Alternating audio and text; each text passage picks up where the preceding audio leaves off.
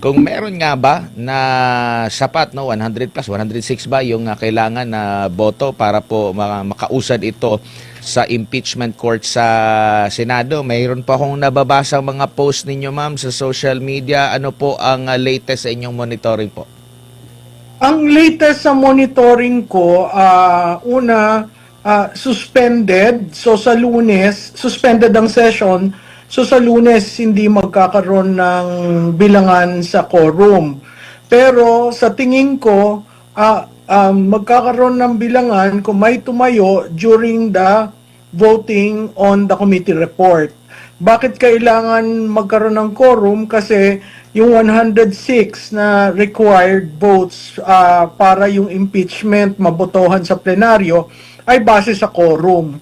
So, ang quorum ay 160, no? 50% plus 1 of the 318, 160 yon.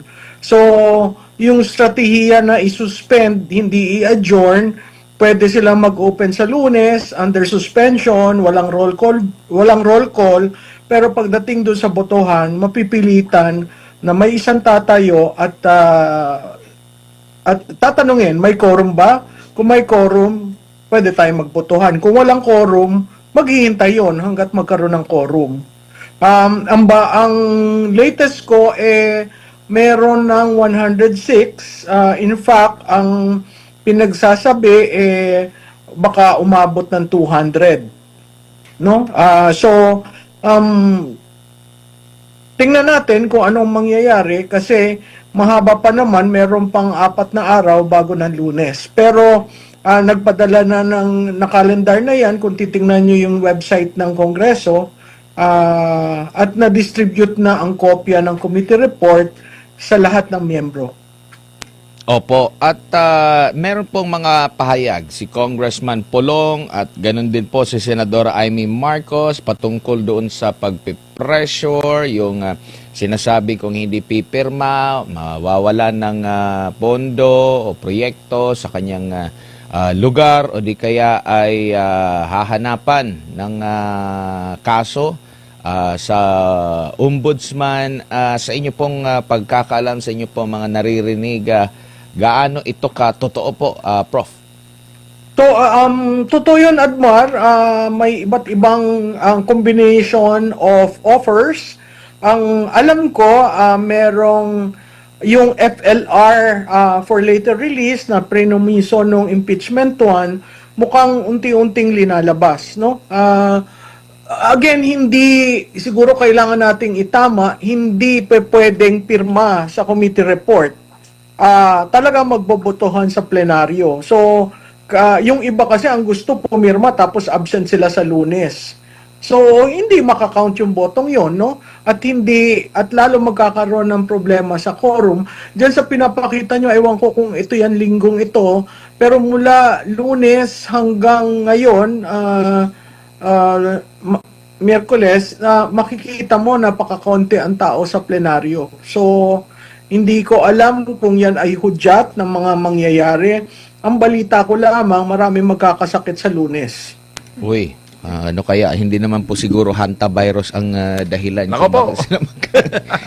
Kasakit. Pero, Prof, sa tingin nyo po, kung talagang legit na may mga ganitong mga information patungkol sa sinabi ni Congressman Pulong at ni Senadora Amy, meron pang isang maaari bang ikonsidera din nila na maaari ding hindi umusad yung impeachment laban sa pangalawang pangulo tapos boboto pa sila, mareresbakan talaga sila, lalo na ng mga supporter ng pangalawang pangulo.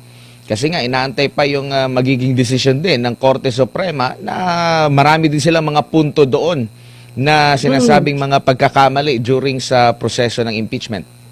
Tama yan, Admar, pero ang paniwala ko, ang House decided na i-elevate kahit may mga problema. Pero i-emphasize natin yung sinabi ni Senator Ping Lacson, no? Yung forthwith na sinabi ni Senate President, ang meaning niya the following day, mukhang hindi magkakatotoo dahil sinabi ni Senator Lacson na may mga pending issues pa sa Supreme Court, hindi sila pwede mag-convene Tapos may pahaging pa siya na magre-recess muna daw sila. So makikita mo yung reaction ng Senado sa mangyayari, hindi maipapasa sa kanila ng malinis dahil question si Madriaga, question ng AMLAC, maraming question ang parte ng Vice Presidente at yun legitimate course of action. Kahit yung COA yung mga findings ng COA, hindi pa naman umaabot sa Supreme Court, hindi pa sila nag-a-appeal. So kumbaga, hindi pa stable lahat ang magiging basihan ng impeachment court. So telling yon, telling rin yon na nasa Constitution na may 60-day ang House from the time na refer sa committee to come up with the decision at may 60 days ang Senado as an impeachment court. So, yun ay mga bagay-bagay na kailangan nilang itingnan kasi malapit na naman mag-recess. Yung tinatawag na Sine adjournment ay naandyan na by June. So, technically, yung session days will be cut. I don't know how they will conform with the 60-day requirement ng saligang batas kasi pag binilang mo yung 60 session days, tumama na yun sa calendar ng Kongreso. Opo. Ma'am, dito naman po sa issue po ng mga lipatan na po ng mga partido, ano po ang mga indikasyon po dito? Ano po yung mensaheng maaring makuha natin na ukol po dito? Lalo na alam natin yung lakas, malakas yan. No? Lalo na po ng pagkapanalo, maraming nagsilipatan dyan. Pero mula lakas, which is ang sumusuporta din sa kasalukuyang administrasyon, marami din daw po na nagsilipatan sa NUP at sa PFP, which is yan yung naging partido ng Pangulo. Admar, tama yun. May lumipat sa NUP at ang NUP ngayon, instead na conscience vote, merong 30 members nila ang boboto para sa impeachment. Doon sa PFP, bago pa yung committee report sa impeachment, naglipatan na dyan. No? So makikita mo ang nawawalan ngayon ay ang lakas. Ang NPC, buo pa yan. Ang nationalista, buo pa. Ang PDP, ilan lang, pero wala namang movement. So makikita mo yung movement towards those political parties backed by either the president's son, or an oligarch na doon pumupunta. Sa tingin ko yun ay ang kanilang post-impeachment scenario dahil kailangan nila ng proteksyon. Opo. Dito naman po sa mga mambabatas, mga kongresista sa bahagi po ng Mindanao, nakikita nyo rin po ba na may magiging kaibahan sa nakalipas na botohan sa impeachment sa kasalukuyan? Kasi kung pagbabasahin yung mga surveys po sa inyo, sa publiko, sa iba pang mga survey, talagang overwhelming yung suporta pa rin sa pangalawang Pangulo dyan po sa Mindanao. Sama na rin siguro natin yung Visayas po. Prof, maaari ba nilang tingnan din ang mga mababatas na ito at may konsidera yung kanilang mga boto? Yung sa Cebu particular, no, kasi maaga pala nagsasabi sila na they will vote as one block, no, yung province of Cebu, not to support the impeachment. We will see if it holds true.